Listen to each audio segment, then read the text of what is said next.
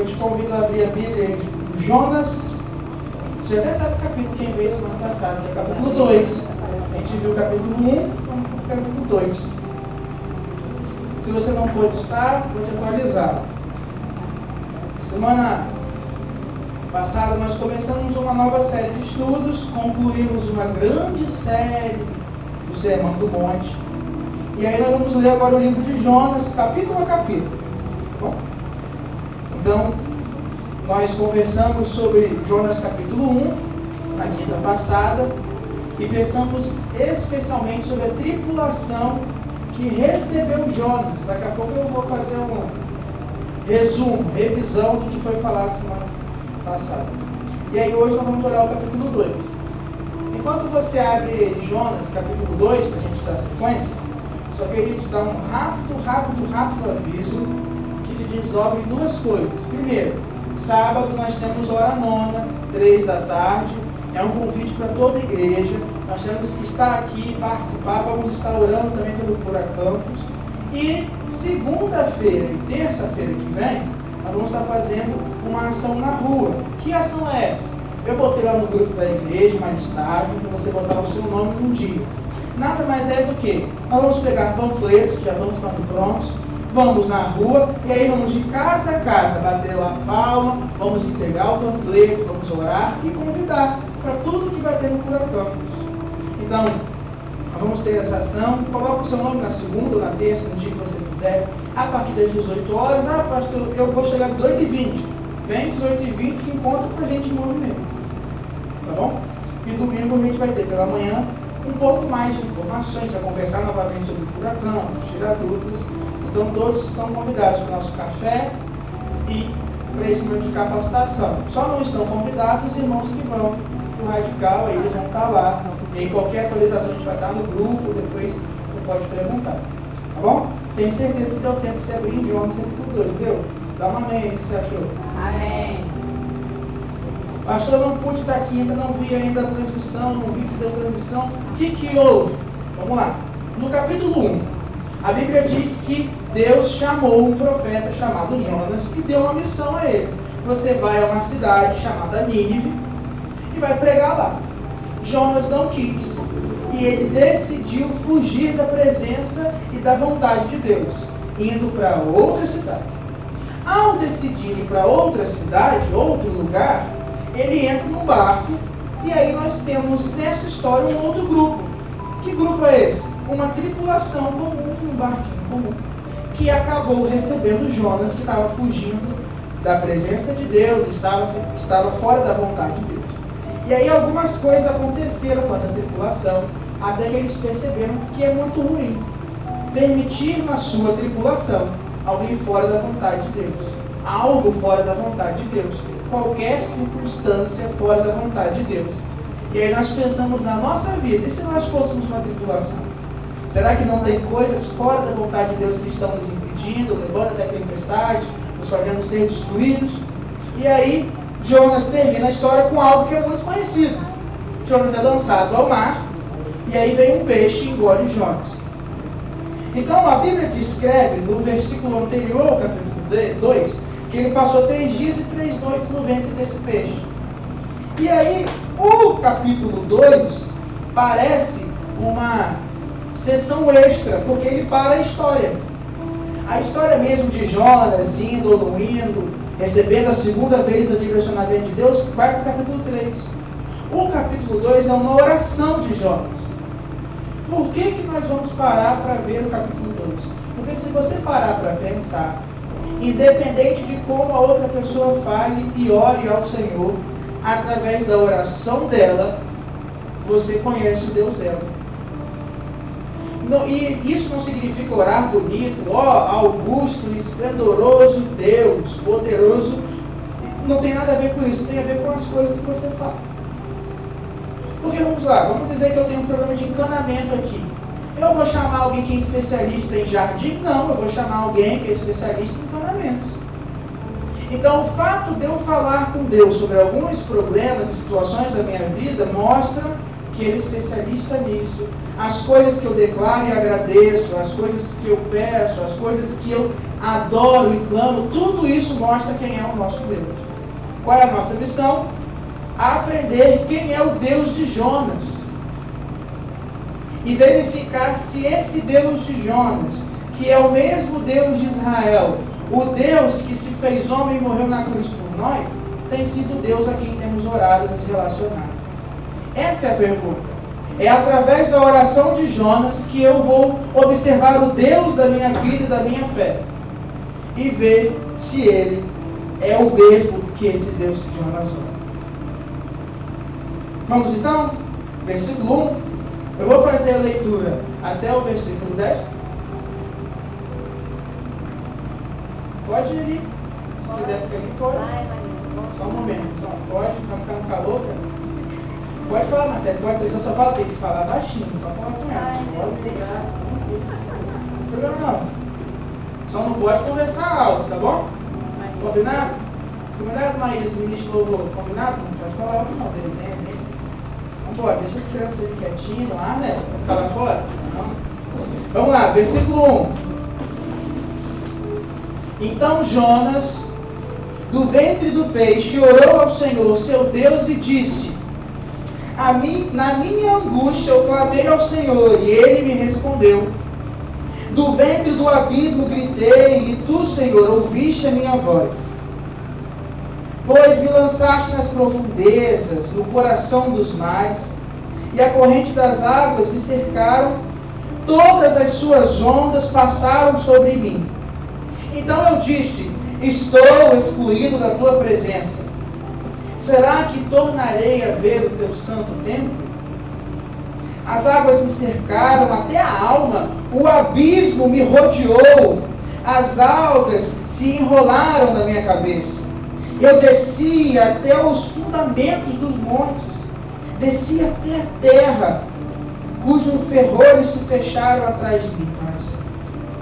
Tu, porém, fizeste a minha vida subir da sepultura, ó Senhor meu Deus. Quando dentro de mim desfalecia a minha alma, eu me lembrei do Senhor, e subiu a ti a minha oração no seu santo templo. Os que adoram ídolos vãos abandonam aquele que lhes é misericordioso. Mas com a voz do agradecimento eu te oferecerei sacrifício. O que prometi eu vou cumprir. Ao Senhor pertence a salvação. Versículo 10. E o Senhor falou ao peixe, e esse vomitou Jonas na terra. Queridos, nós vamos recuar, voltar ao versículo 2, e aí nós vamos devagar. Mas só para termos ideia, esse texto, ele tem um formato. Primeiro Jonas vai contar o problema. Qual o problema? Ele está no barril do peixe, lá no fundo do mar. E aí depois, a partir do versículo 4, ele começa a contar e falar como ele se sentia nesse problema.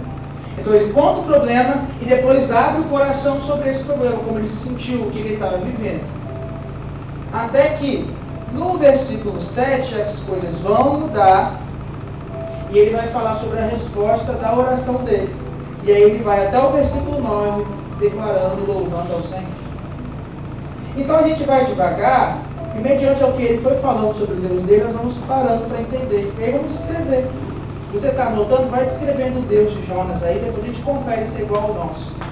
Porque qual é o ponto? Pode ser que ao longo do tempo eu tenha me acostumado a me relacionar com um Deus diferente. Ou seja, eu posso estar associando, descrevendo e crendo em características, em atributos de um Deus que não faz sentido com o Deus da Bíblia. O que acontece? Uma das maiores possibilidades de idolatria é eu construir um falso Deus de Israel.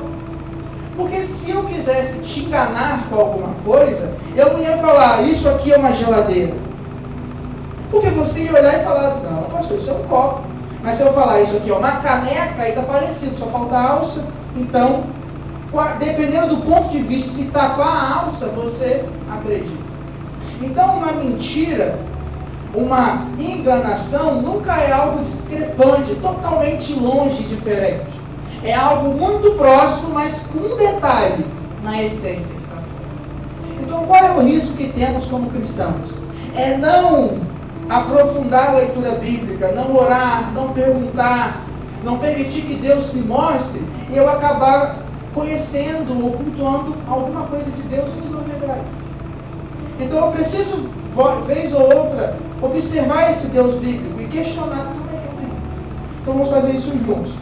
Versículo 2: na minha angústia eu clamei ao Senhor e Ele me respondeu. Primeira coisa que Jonas diz é: o Deus que ele crê é um Deus que se comunica, que se relaciona e responde às orações. Mas, pastor, isso é óbvio. Não é tão óbvio. Crer num Deus que responde orações significa crer num relacionamento. É um diálogo. Então, o nosso Deus é um Deus que quer se comunicar, Ele quer ter relacionamento, Ele quer responder. Pensa, Jonas estava dentro de um peixe, numa situação totalmente adversa. Ele foi para lá porque ele escolheu fugir da presença. Ele foi para lá porque ele escolheu fugir da vontade de Deus. E mesmo com isso tudo, ele orou ao Senhor. E ele diz: o Senhor ouviu o meu clamor e me respondeu. Então nós podemos orar e declarar todas as nossas dificuldades. Às vezes a gente tem medo, tipo, eu não vou gastar as minhas fichas espirituais com esse problema. Eu não vou. Preciso de um aumento no trabalho, eu não vou gastar isso em oração. Eu preciso de um conselho sobre o que fazer na igreja, um conselho sobre alguma atitude na minha família. Eu não vou orar isso ao Senhor. Eu só vou falar com Ele quando a coisa ficar feia. Eu só vou falar com Ele, pedir direcionamento quando a coisa ficar fora. Quando Deus é um Deus que se relaciona e responde. Se Deus responde, eu preciso aprender quais são os meios de comunicação que Ele responde. Hoje em dia você não manda mais carta, ou geralmente você não manda mais carta. Porque apesar de ser um meio de comunicação existente, você vai fazer uso de outras coisas. Você vai fazer uso de outros detalhes. Vai fazer uso do seu WhatsApp, uma ligação, um e-mail, uma videochamada. Então eu preciso entender que Deus responde orações através da igreja, Deus responde orações através da palavra, e Deus responde oração através da sua sensibilidade espiritual nele. Como assim? Quando eu convivo com a igreja, eu convivo com o corpo de Cristo. Então quando o pastor prega, quando o irmão canta, quando o irmão ora, quando eu estou conversando com alguém que é dirigido pelo Espírito Santo, eu estou criando oportunidades para Deus falar comigo. Com isso, Deus responde. Esse dia eu estava explicando a pregação do domingo, da quinta anterior para uma pessoa. Eu falei: eu vou falar isso. Ela: nossa, você acabou de ser usado para Deus responder. Mas eu estava só explicando, rascunho. Mas Deus respondeu a ela. E eu não sei qual é a pergunta, eu não sei qual foi essa resposta, mas eu pelo menos pude glorificar a Deus que Deus respondeu a ela. Então, por que muitas pessoas não conhecem e não têm resposta de Deus? Porque não estão participando dos lugares onde Deus fala. Segundo lugar onde Deus se comunica, na palavra dele. Nós nos comunicamos com palavras. Nós nos expressamos com palavras. Então, a falta de intimidade e leitura bíblica significa necessariamente a falta de diálogo com Deus. Então, ler a palavra do Senhor me permite ouvir. E ter experiência de oração com o Senhor me permite ouvir. Me permite sentir, me permite ser direcionado, me permite ser guiado. Então, seja através da igreja, seja através da palavra, seja através de uma experiência de oração, Deus fala com o seu povo. Jonas acreditava com Deus que respondia. Ou seja, se existe alguma petição, algum clamor que você tem feito, que você não tem ouvido a resposta, só tem duas possibilidades. Ou você não está perto o suficiente para ouvir, ou ainda não chegou o tempo de Deus dar a resposta. Porque é incrível, porque Jonas ficou quantos dias dentro do peixe? Alguém lembra? Quem lembra? 3. Então, não foi no primeiro dia, não foi no segundo, não foi no terceiro que ele foi retirado. Mas eu tenho certeza que Jonas pediu para sair do peixe pelo menos todos os dias. Tenho certeza que ele não quis ficar ali, não estava no plano dele, vou passar um período de férias no estômago de um peixe. Não, ele queria sair. E ele clamou, mas foi no terceiro dia. Poderia ser no segundo, podia ser no quarto, podia ser em um mês. Poderia ser em qualquer tempo de Deus. Ou Deus poderia ter decidido que a vida de Jonas terminaria na barriga do peixe. Ainda assim, ele estaria na dependência da resposta do agir de Deus. Então nós temos que entender algumas coisas. E eu sei que às vezes a gente coloca Deus contra a parede, falando responde, responde, responde. Mas existem respostas que o próprio silêncio é uma resposta. Por quê, pastor? Porque muito já está revelado. A vontade de Deus já está revelada. Tem coisas que nós perguntamos que Deus faz, mas você já sabe, você já me conhece. Não fique insistindo, querendo espremer a laranja para ver se sai suco de manga. Não, vai ser bom, não, suco de manga. Então ler a palavra já me revela. Como que eu devo viver, pastor? Tudo bem você conversar, mas lê. Lê a vida de Jesus. É lá, ah, tem que perdoar, ele me fez muito mal. Sim. Não perdoar é fazer o mal a si mesmo. Ah, mas é muito difícil. Tudo bem, é difícil, mas perdoar é bom. Você não precisa de experiência sobrenatural para aprender a perdoar. Basta ler, perdoar e ser dentro do céu. Então nós temos que ter e estar perto de um Deus que responde. E Deus responde o seu povo. Amém? Amém.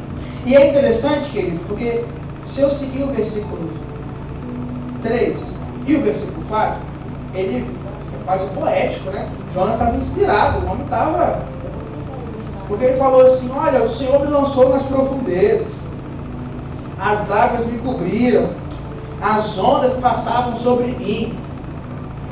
Talvez se ele fosse citar o salmista, ele falava, Senhor, eu estava no vale da sombra da morte, e eu me sentia excluído da sua presença, e perguntei, será que voltarei a ver o seu santo templo?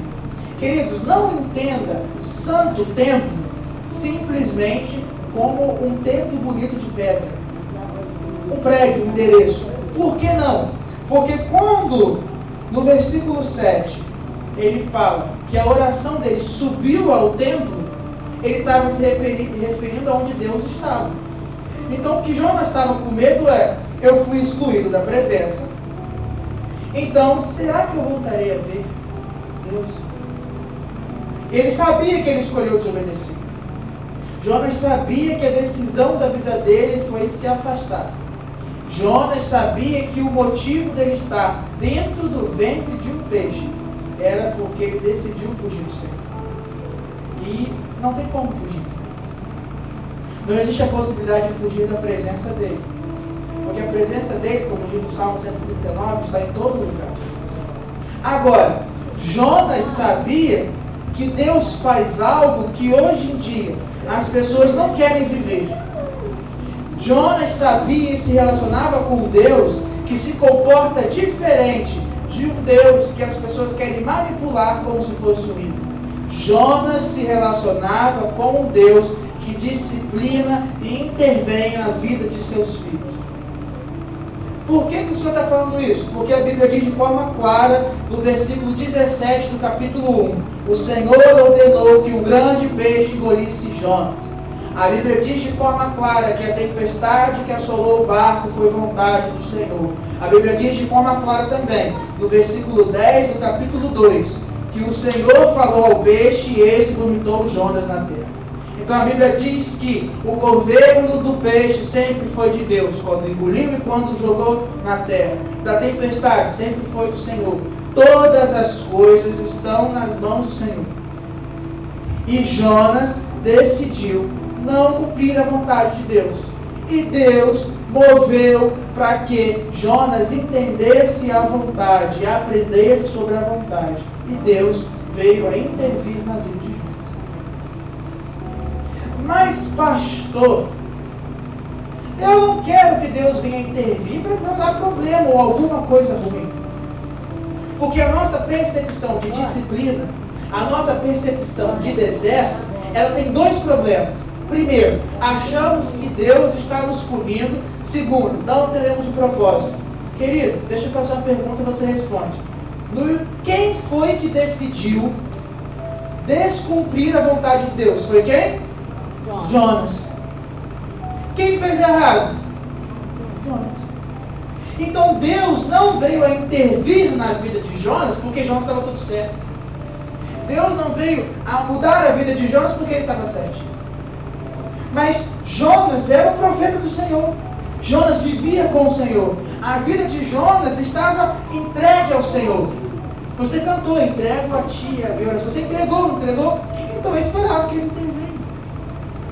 Então as pessoas que você conhece que Deus não está intervindo, é porque elas não estão se aproximando, entregando as suas vidas para que haja intervenção. E é pior. Pastor, por que é pior? Paulo, no capítulo 1 de Romanos, você não precisa abrir, eu vou citar, depois você lê com calma. Paulo, no capítulo 1 de Romanos, ele vai descrever sobre uma geração, um grupo de pessoas que escolheu adorar deuses falsos e ídolos feitos por mãos humanas, ao invés de adorar o Criador. E ao fazer essa escolha, há uma resposta, há uma consequência. Deixa eu ler para vocês aqui, ó. Diz assim, tá? Eu vou ler o versículo que eu estou lendo, é o versículo 21 de Romanos 1, só para você ter a referência. Porque tendo conhecimento de Deus, não glorificaram este como Deus, nem lhe deram graças. Pelo contrário, se tornaram nulos em seu próprio raciocínio, e o coração insensato deles se obscureceu, dizendo que eram sábios, se tornaram tolos. E eles trocaram a glória do Deus incorruptível por imagens semelhantes a ser humano, a aves, a quadrúpedes e a répteis. Agora olha só, olha a consequência de quem troca Deus por um ídolo. Versículo 24 de Romanos 1. Está aqui, toda aqui então. Por isso Deus entregou tais homens à imundícia, pela concupiscência de seu próprio coração, para desonrarem o seu corpo entre si. Olha só. Não. Que Deus ruim é esse? Que entrega um ser humano para a impureza, que entrega um ser humano para o pecado. Deus não entregou o ser humano para o pecado. Deus permitiu que acontecesse o que ele queria. O ser humano ignora, rejeita, despreza, não quer Deus. Então o que Deus faz? Dá liberdade para ele viver a consequência de não ter Deus. Você está em Jonas. Jonas disse no versículo 8: os que abandonam os ídolos, os que adoram ídolos, vãos abandonam aquele que lhes é misericordioso. Então viver longe de Deus é se colocar fora da misericórdia de Deus. Queridos, o mundo não foi destruído ainda porque há misericórdia de Deus.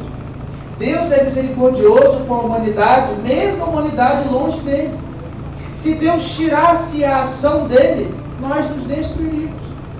O pecado que escraviza a humanidade nos faria decidir pelo egoísmo e nós nos destruiríamos. Gente, olha os noticiários.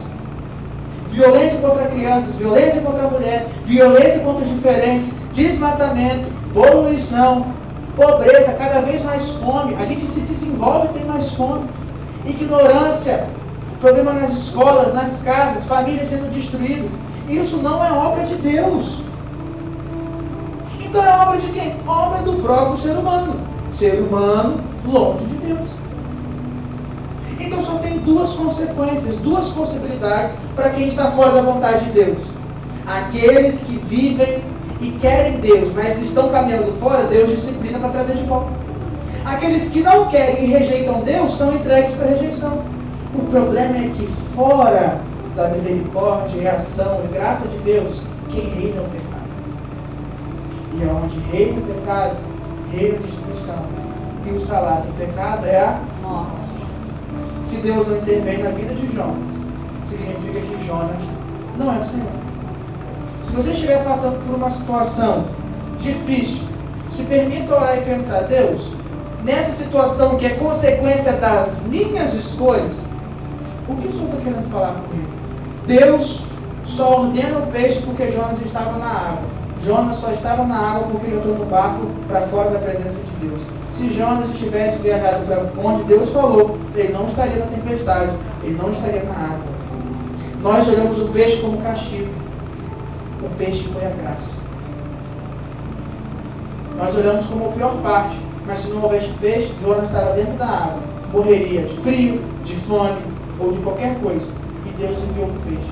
Foi uma circunstância diversa, foi uma situação complexa, não foi fácil, foi sacrificial, mas é a graça.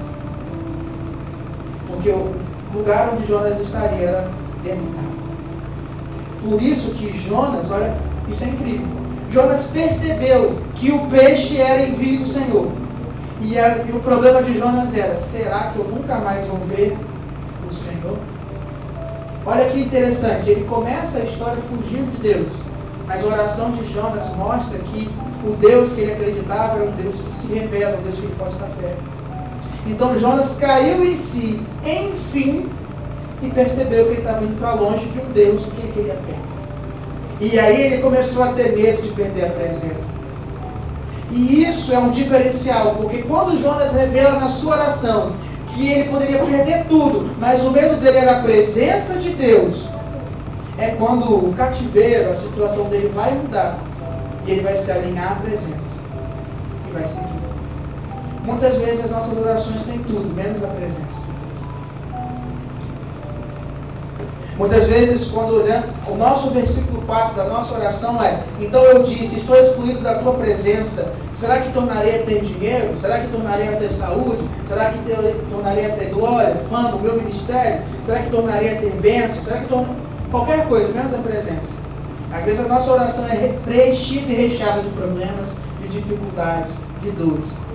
Preencha a sua oração com essas coisas, mas que seja muito maior a sua gratidão, a sua adoração, o seu relacionamento.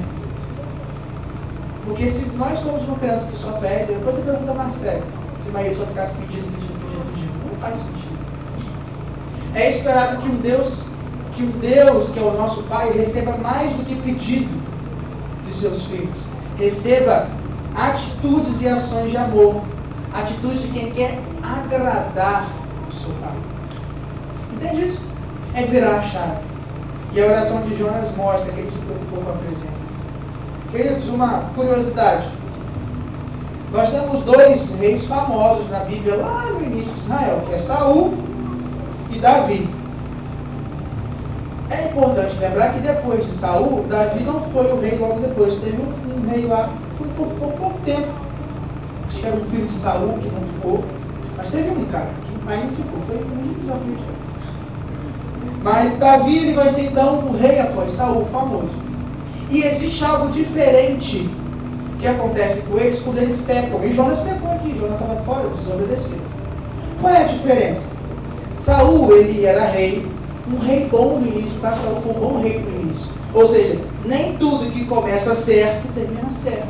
Se você não cuidar, Saul era um bom rei no início, venceu batalha. Aí um dia ele pensou, vou cultuar a Deus. Só que a regra era, o sacerdote entrega a oferta, não é o rei. Você pode ser quem for, mas se Deus estabeleceu uma regra, é assim que acontece. O que ele falou? Está demorando o sacerdote, não está do jeito que eu quero, eu estou impaciente, quer saber, eu sou o rei, eu mesmo oferto. Aí ele vai, pega os animais e começa a oferta. Qual o problema? Samuel chega e fala, Saul, é melhor obedecer do que sacrificar. Aí Saul percebeu que errou. O que Saul fala? Que é dito que ele está sendo rejeitado, ele fala, não fala com os líderes, não fala com o pessoal que está acontecendo isso não, senão eu vou perder o povo. Qual foi a primeira preocupação de Saul quando ele percebeu o pecado e percebeu que estava sendo rejeitado? As pessoas. Então a oração de Saul seria, Senhor, será que serei excluído da glória de ser reconhecido como rei perante os homens? Agora vamos mudar a história. Davi conhece uma mulher e ele estava no momento errado, porque a Bíblia diz, no dia e no período dos reis irem à guerra, Davi estava no seu palácio. Se Davi era rei e os reis iam à guerra, onde que Davi tinha que estar? Na guerra. Estava em casa por quê? Estava fora da vontade. E aí ele vê a mulher, vê Batseba, ele faz tudo errado. Ele vê a mulher que não é dele. O que está vendo mulher? Começa no olho, né? Viu a mulher que não era dele, estava no lugar errado, pega a mulher para ele, tem relações com ela, adultério, engravida. Aí volta o marido dela, ele tenta enganar o marido, a gente esquece isso, ele tenta enganar, vai lá, deita com a sua mulher, não consegue, manda o cara para a guerra para ele morrer. Então ele se torna um assassino, porque ele mandou para morrer, ele mandou para isso, o coração dele de assassino. E aí, só depois disso, que já está tudo errado, ele faz a única coisa certa: assume a mulher e a criança. Aí vem o profeta e declara: você está errado, vai morrer a criança, você está errado perante o Senhor. Mais um rei que pecou. Davi se humilha e ora ao Senhor: por favor, não tire de mim o teu espírito. Mediante ao pecado e a percepção de que a coisa podia dar ruim, Davi fica com Deus. Saul ora pelas coisas dos homens. Jonas busca Deus. É isso, queridos, que é diferente. A oração de quem crê no Deus de Israel centraliza o Deus de Israel. Não tem espaço para outra coisa lá no centro. É sobre ele, até mesmo a sua oração. Ele conta que a situação foi complexa, foi difícil. No versículo 6, no finalzinho, Jonas fala: fizeste a minha vida subir da sepultura, ou seja, eu estava numa situação de morte. E o Senhor me tirou dessa situação. Um Deus que resgata, um Deus que salva o seu povo. E aí ele percebeu e disse, versículo 7, que quando a alma dele desfalecia, ele se lembrou do Senhor. E a oração dele acessou o lugar onde estava Deus. Quer dizer que Deus aceita a sua oração, mesmo quando você está na sepultura. Mesmo quando as águas te cobrem, você está no profundo. Mesmo quando a sua alma está desfalecida. Repara, Jonas estava no pior momento dele. Ele estava no abismo, ele estava no fundamento da existência, dentro de um peixe, água cobrindo, sem dinheiro, sem nada. Ele não podia fazer nada para fugir. Ele estava num lugar de morte. Ele diz: você me tirou da sepultura, Senhor. E Deus ouviu a oração. Isso significa que Deus não escuta nossas orações por merecimento, sim pela graça. Você não precisa merecer para Deus te ouvir. Ele escolheu te ouvir. Porque se fosse por merecimento, nunca mereceríamos. Isso também me mostra, queridos, que a gente tem que começar a se desenvolver e entender que a oração da igreja é escutada. É claro que aqueles que têm intimidade com Deus se movem em lugares diferentes, porque eles se movem exatamente na vontade de Deus. Pensa que uma vida de oração alinhada com Deus é um caminho, é uma reta. Você consegue chegar no mesmo lugar fazendo uma curva muito longe, mas o caminho o perfeito é ir uma linha reta. Você só vai a linha reta se você sabe os passos a seguir. As pessoas que você conhece que têm vida de oração são pessoas que já caminharam em tudo que é canto. Aí eles aprenderam a caminhar em linha reta, eles sabem o caminho, eles oram pela palavra, eles falam sobre a palavra, eles falam do Deus da palavra. Outras pessoas falam de várias coisas até chegar lá. Qual é o ponto? Nós nos acostumamos a recorrer às pessoas que sabem o caminho de oração. Porque a gente está aprendendo, está fora, está dando volta. Nós não queremos ser a pessoa do caminho de oração. Muitas vezes nós queremos contratar uma terceirizada de oração. Ora por mim, ora por mim. Querido, nós oramos por todos. Mas você tem que orar por você. Jonas estava na pior. Estava mal. Olha, estava muito mal. E ele orou ao Senhor. Sabe que ele ficou esperando o pessoal do barco jogou ele fora e ficar intercedendo? Ele buscou, ele conhece. Não, pastor, o senhor está colocando intercessão de fora? Não. Estou dizendo que precisa começar em você. Quem vai orar pelo ministério que você lidera é você. Quem vai orar por essa igreja é você. Quem vai orar pela sua família é você. Quem vai orar por você é você. E também toda uma igreja. Nós não podemos colocar a responsabilidade dos outros que é nossa. Deus te chamou. Te chamou. Há acesso ao santo lugar. Há acesso ao trono. Você não precisa merecer. Ah, pastor, eu não sei orar. Tudo bem, fala do seu jeito. Aprenda a orar no caminho. Dê o primeiro passo. Leia a palavra. Leia a oração do Pai Nosso. Leia a oração de Jonas. Não, ainda tenho dúvida. No nosso YouTube tem lá. Nós oramos 4 quintas-feiras, nós conversamos sobre orações. Procura lá, você vai aprender muito. Mas faça a sua oração.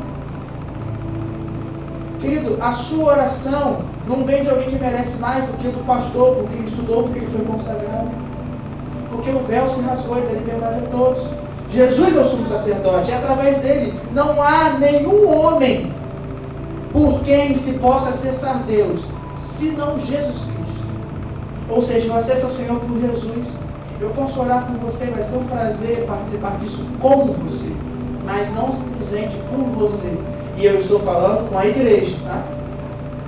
Eu não estou falando com pessoas que não conhecem Deus, estou falando com Jonas, que pode estar na pior. Na pior você pode falar, pastor, eu preciso que o Senhor ore por mim, mas eu também estou nessa coisa. Então espere na sua pior, fala assim, vamos orar juntos, senta aí, vamos orar. Não porque eu não quero orar, mas porque eu sei o valor da sua oração. A sua vida de oração te conecta com Deus, a sua intimidade com Deus te conecta com algo novo. A oração deveria ser o lugar onde eu vejo o santo tempo. E ao ver o santo tempo, tenho respostas diferentes. Jeremias fala das Lamentações, o nome já diz que é triste, né? Lamentações, então a coisa estava feia. E aí ele fala assim, depois de, olha, 20 versículos falando de problema. Meu Deus, estava ruim com Jeremias. Aí ele vai falar assim, mas eu resolvi trazer a memória que me dá esperança. Aí ele só fala coisa boa depois. Mudou a situação? Não, mudou a mentalidade. Ele começou a olhar para outras coisas. Talvez o que precise, antes de mudar a circunstância, é mudar a sua oração. Antes de vir emprego, de vir a situação melhor, antes do cativeiro afrouxar, antes de você vencer o problema, mude você. Seja você uma resposta. Foi o que aconteceu com Jonas. O pastor só está inventando. Não, versículo 7, ele lembrou, a oração chegou. Aí mudou a oração. Versículo 8, ele fala que um Deus misericordioso. E no versículo 9, ele fala assim, com a voz do agradecimento, eu te oferecerei sacrifício. Vou te oferecer adoração. O que eu prometi eu cumpro ao Deus que pertence à minha salvação. Jonas percebeu que ele tinha um propósito. Jonas percebeu que apesar de ser um ser humano falho, que fugiu da presença, Deus queria ele. Jonas orou a um Deus misericordioso e recebeu misericórdia. Talvez você pense assim, eu não mereço nenhum ministério, não mereço nenhum rótulo, não mereço nada. Queridos, quem determina o que você merece ou não são homens. Não é o seu passado, não é o peixe, não é a tempestade, não são os 3 dias na barriga. Quem determina quem você é o Senhor de sua vida. Então quem determina o seu ministério e o seu valor não sou eu. É a cruz de Cristo. Jesus morreu nela por nós. Isso alguém fala, mas ninguém reconhece o que eu sou. Jesus te reconheceu. E te reconheceu na pior. Ele te viu dentro do peito. E te salvou. Ele te olhou na pior. Bendito seja o Deus que nos amou quando ainda éramos pecadores. Nós nascemos inimigos de Deus. Filhos da desobediência. Rebeldes. E Deus olhou um rebelde, um inimigo. Sujo. E falou, esse eu quero. Por quê? Porque eu quero. Mas ele não merece. Eu quero. Mas ele não vai te dar nada, Deus, que você não tenha. Você acha que o inimigo não... Ele é o acusador, ele acusa quem você é, não só para você, mas ele levanta acusações sobre a sua vida. E aí você acredita, eu não tenho nada para entregar a Deus, querido. Deus não nos salvou porque tínhamos algo para entregar a Ele. Deus não nos mudou, nos transformou porque Ele precisa de nós. Pelo contrário, porque Ele não precisa, escolheu nos ter, que mostra que é muito bom. Gente, um exemplo simples. Marcelo não precisaria da ajuda de ninguém para fazer uma comida. Mas ela chama, calma aí, corta aqui. Ela sabe, não sabe? Mas ela escolheu participar com o filho. Tem coisas que você não precisa, mas você chama para que faça parte, para que integre. Esse foi Deus, Ele não precisa de nós. Mas mesmo não precisando, Ele nos chama. Aí Jonas percebeu. Entendeu? E aí ele sai do peixe. Ele é vomitado na terra. E eu quero dar um spoiler do capítulo 3. Você pode abrir o capítulo 3? Como eu te disse na semana passada, se você não ouviu, eu quero repetir, a decisão de Jonas era difícil. Semana que vem a gente vai ver isso em detalhe. Porque Jonas foi pregar para o inimigo, tá? Nínive era a capital do império que um dia destruiria Israel. Os inimigos lá estavam matando. É tipo chegar um judeu agora e falar, vai lá no Hamas, lá na faixa de Gaza e prega para eles arrependimento e eles serem transformados. O inimigo. Inimigo. Não era tipo mais ou menos igual. Inimigo que matava. Esse era o nível. Mas Jonas, a partir de uma revelação de quem Deus é, numa vida de oração, dentro do peixe. Aí o versículo 1 do capítulo 3 diz assim, ó: a palavra do Senhor veio a Jonas pela segunda vez. Quer dizer que a primeira vez que ele rejeitou, Deus deu uma segunda, olha aí, um Deus de segunda chance. Dizendo: levante-se, vá à grande cidade de Nínive e pregue contra ela a mensagem que eu lhe darei. Jonas se levantou e foi a Nínive, segundo a palavra do Senhor. Isso me mostra que Jonas entende que a vida de oração e o Deus dele é um Deus a quem se é digno obedecer. É um Deus a quem se é digno entregar a vida. É um Deus que a melhor escolha possível é: veio a palavra de Deus a você, a sua resposta, o versículo que vai descrever você é: eu resolvi seguir a palavra de Deus. Esse é o Deus de Jonas. Esse é o Deus que nós temos. Esse é o nosso Deus. Queria te convidar a ficar de pé. Vamos terminar orando.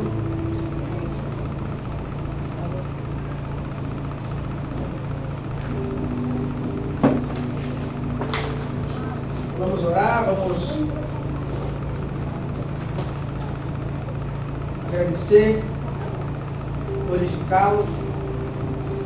Vamos clamar a Ele. Feche seus olhos. Vamos orar. Senhor Deus, obrigado porque o Senhor é bom, obrigado porque temos um Deus poderoso que escuta e recebe as nossas orações. Meu Pai, eu não sei qual é o peixe que os meus irmãos hoje estão dentro, qual é a circunstância difícil, eu não sei qual é a adversidade e limitação, mas sei que o Senhor o escuta, apesar de qualquer dificuldade. O Senhor não está de ouvidos fechados para nossas orações, pelo contrário, deseja que venhamos buscá-lo, clamemos a Ti, para que a nossa vida mude. Pai, eu clamo pelo poder do Teu Espírito, para que liberte e destrua qualquer operação do inimigo que impede os meus irmãos acessarem e se conectarem ao Senhor. Liberte-os para uma vida de proximidade, uma vida no centro da Tua vontade, uma vida de oração, de relacionamento, de maturidade. Eu não sei qual é o tempo que o Senhor permitirá que venhamos a passar por esse processo de mais e mais intimidade e conhecimento do Senhor. Mas que nós tenhamos certeza que a Tua presença está conosco em todos os momentos. Conduza, Pai, a Tua igreja em segurança onde ela estiver, nós entregamos tudo que temos ao Senhor e podemos cair e nos lançar em Tua graça, crendo que o Senhor é poderoso para cuidar de nós. Muito obrigado por tudo. Em nome de Jesus. Amém. Querido, que Deus te abençoe. Um ótimo finalzinho de semana. Sábado a gente está junto aqui no Aranona, estamos juntos em vários momentos. Ó, no finalzinho, dê um abraço em alguém, um abraço da cura. Que Deus te abençoe. E que a semana seja uma semana no centro da vontade do Senhor. Amém? E então romperá a tua luz como a alma, e a tua cura apressadamente brotará. Que Deus te abençoe. Compartilhe o abraço da cura.